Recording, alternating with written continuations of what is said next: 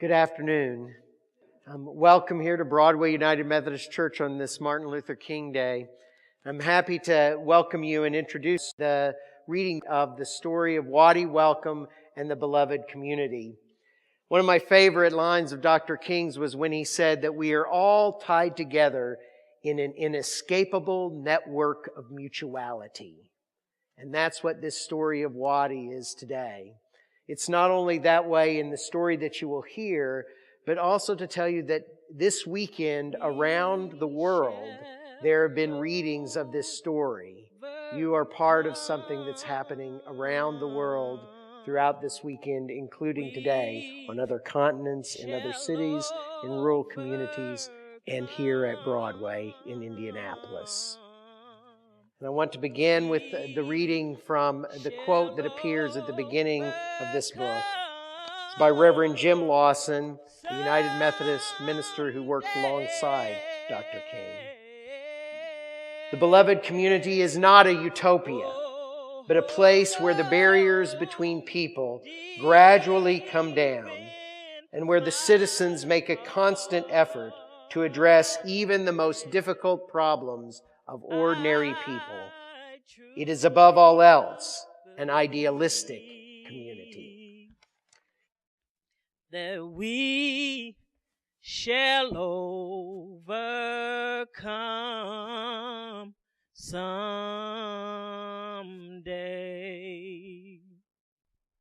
The reason that we're reading today on Martin Luther King Day is a number of reasons. This book was written a few years ago, and I heard the story and decided to start reading it to groups of people myself in my work. And some of the people that were in one of my readings took it back to their church in Taos, New Mexico.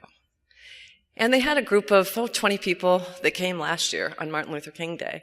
Not only had a phenomenal conversation after reading the book, but decided to hold a much bigger reading this year and to do a better job marketing.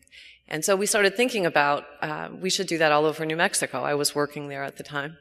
We said we should do it around New Mexico. But I live here in Indianapolis, so I thought we should do one in Indianapolis. And then we started talking with other friends, and more people around the country said, yeah, that would be a great idea. And then we went to Toronto for the Summer Institute in July, and there were people from around the world. And the idea has grown so that this reading is taking place on many continents today, with lots and lots of groups, with people in kitchens, in churches, in community centers, in colleges. Lots of different groups of people are reading the book and then having conversation. So we would like to invite you downstairs because we have refreshments and a World Cafe conversation. With the size of our group, we'll think about if we want to do that or we want to have one conversation downstairs so that we can kind of think about what does this mean for us? What does this mean in our own lives?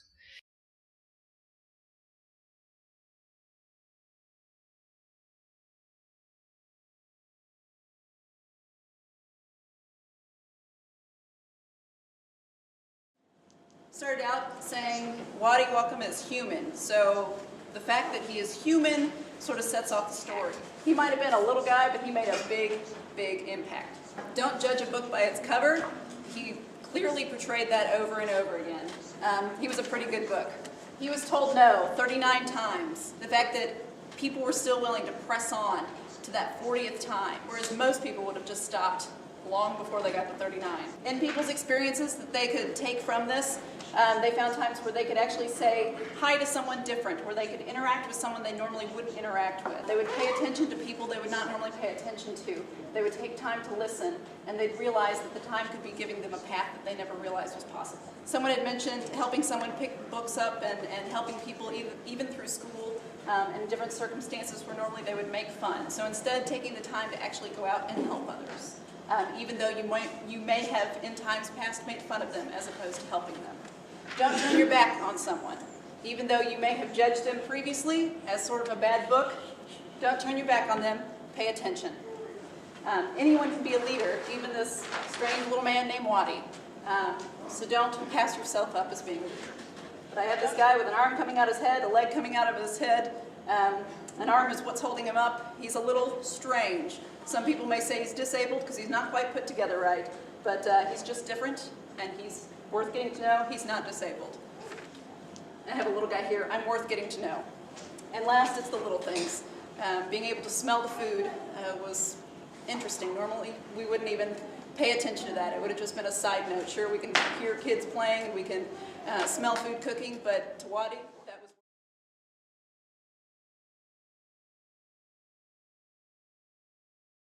was... A eulogy for Waddie Welcome. Waddie Welcome was all the things you see on your program, but Waddie Welcome was also a kidnapper. He had a way of catching your eye with his eyes. He would use his amazing smile and that quick laugh to hold you. Mr. Welcome had a way of capturing people and not letting them go until they were a better person. At first, he is a puzzlement to most people. Then to many people, he brings reflection and insight, and to some, a great growing number around the world, he brings hope. Hope of a better world. Hope where there is more listening, more laughter, and more love. Mr. Welcome brought all three of these things: more listening, more laughter, and more love. And to this the congregation said, Amen. People get ready, there's a train a-coming.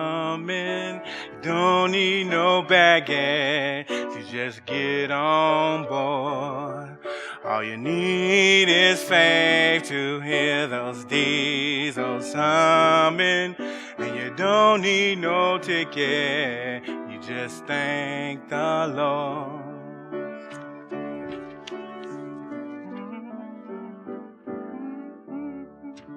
So people get ready, there's a train of Jordan. It's picking up passengers from coast to coast. Faith is the key to open up the doors and board them.